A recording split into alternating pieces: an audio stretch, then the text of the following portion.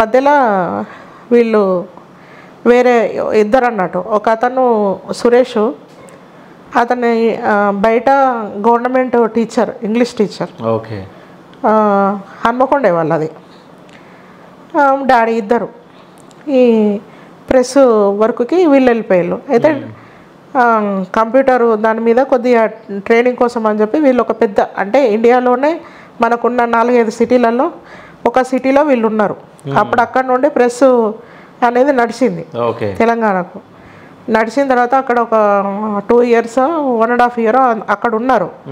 ఉన్న తర్వాత సిటీలో లేదు, మళ్ళా ఎక్స్పోజ్ అయ్యే అవకాశాలు ఉన్నాయని చెప్పి మళ్ళీ అడవిలోకి తీసుకొచ్చుకున్నారు.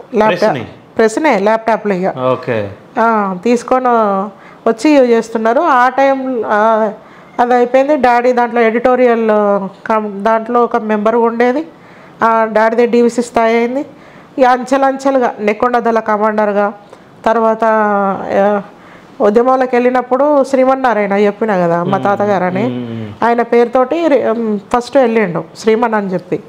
తర్వాత పరశురామ్ అని పెట్టుకున్నాడు. అటువైపు భూపాలపల్లికి వెళ్ళే అటువైపు ఉన్నప్పుడు సమ్మన్న పేరుతో కొన్ని రోజులు పనిచేసిండు. ఎప్పుడైతే ప్రెస్కి వచ్చిండో ఇక డాడీకి ప్రెస్ భాస్కర్ అని పేరు పడ్డది. అంటే ఇప్పుడు లోపలికి పోయినప్పుడు ఇన్ని పేర్లు చేంజ్ చేసుకుంటారా? చేసుకుంటా.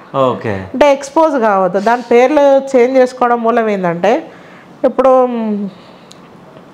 ఇప్పుడు హిడ్మా ఉన్నారు. హిడ్మా అందరికీ తెలుసు. ఇప్పుడు వేరే ఏరియాకి వెళ్తారు, హిడ్మా అంటే ఆ హిడ్మానే అని చెప్పి తెలుస్తుంది కదా.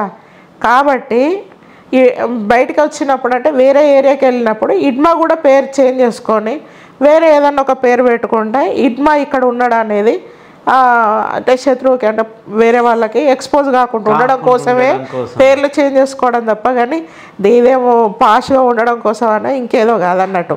అంటే మన ఉనికిని కాపాడుకోవడం కోసమే అట్లా.